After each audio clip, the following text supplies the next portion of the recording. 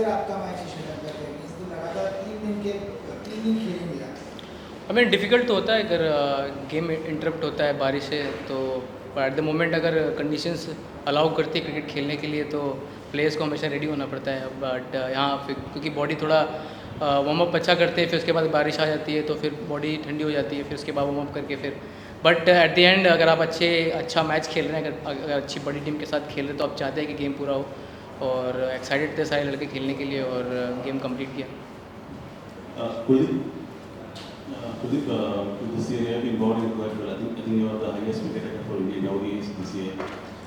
So what made you so successful this year, and what's the work going ahead?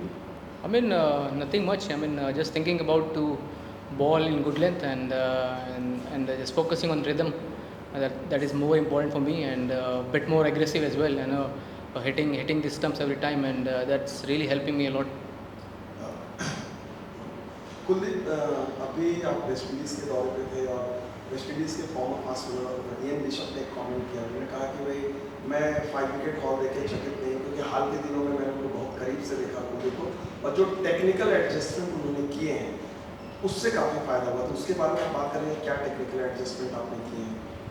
I mean अभी इतने time से खेल रहा हूँ, 1 साल 1.5 साल हो गया अभी सर्जरी के बाद, तो सभी को एटलीस्ट पता ही चल गया कि रनअप थोड़ा सा स्ट्रेट हो गया है, थोड़ा एग्रेसिव रिदम हो गया है, रिदम में थोड़ा सा एग्रेसिव है, अप्रोच अच्छी है, और शायद से पहले मेरा हाथ थोड़ा गिरता भी था और वो बहुत कंट्रोल हो गया है, मतलब अब बैट्समैन की तरफ ज़्यादा फेस कर रहा है तो वो बहुत हेल्प किया मुझे।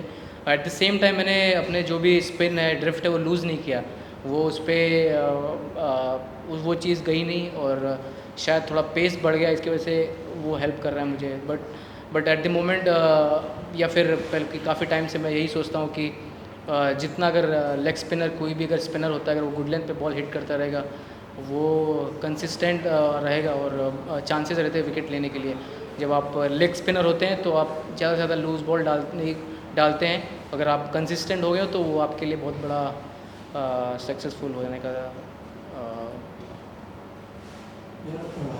मुझे ये जो आपने इतने अभी टेक्निकल एडजस्टमेंट्स बताए, ये बोलने में ठीक है, छोटा छोटा चीज़ें है, लेकिन करने में कितना टाइम लगता है आपको ज़्यादा पता है।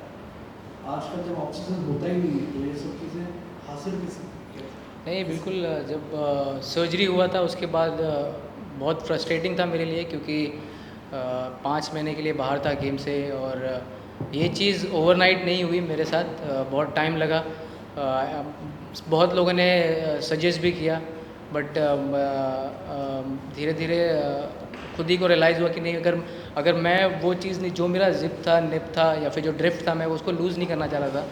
और सर्जरी के बाद जब 3 महीने रिहैब कंप्लीट किए, उसके बाद ये चीज़ मुझे रियलाइज़ हुई कि शायद कुछ करते हैं। मेरे फिजियो ने मुझे, मैं उस टाइम एनसीए में आशीष भाई थे, आशीष कौशिक फिजियो थे, उन्होंने बोला था कि कुछ भी करना है, अगर नी सर्जरी हुआ था, उन्होंने बोला था कि इस पर कम लोड आना चाहिए। तो फिर उसको सोचते हुए मैंने ये चीज़ की थी कि थोड़ा शायद से रिदम थोड़ा सा फास्ट करेंगे या फिर उस पर थोड़ा चेंजेस करेंगे। तो प्रैक्टिस पे मैंने स्टार्ट किया था धीरे धीरे। अब एक नॉर्मली एक प्रैक्टिस मैच में खेल रहा था कानपुर में, उस पर मैंने डाला था तो बैट्समैन को थोड़ा सा डिफ़िकल्ट हो रहा था। फिर उसके बाद एनसीए, फिर उसके बाद इंडियन टीम में आया था वेस्ट इंडीज़ टूर पे, तो वो चीज़ मैंने धीरे धीरे स्टार्ट की थी, पर वो मेरे लिए बहुत मुश्किल था। रिदम मेरा बहुत टूट रहा था, और आईपीएल भी बहुत टूटा, आईपीएल में भी बहुत टूटा मेरा रिदम। उसके लिए एटलीस्ट 6 महीने 7 महीने लगे वो चीज़ पकड़ने में। Kuldeep, when you see a target like 357, it's asking 7 plus runs in over. आपकी स्पिनर है, फर्क होता है माइंडसेट में कि थोड़ा रिस्क ले सकता है, आउट स्ट्राइक ले सकता है, बाइंग विकेट जैसे कुछ फर्क होता है?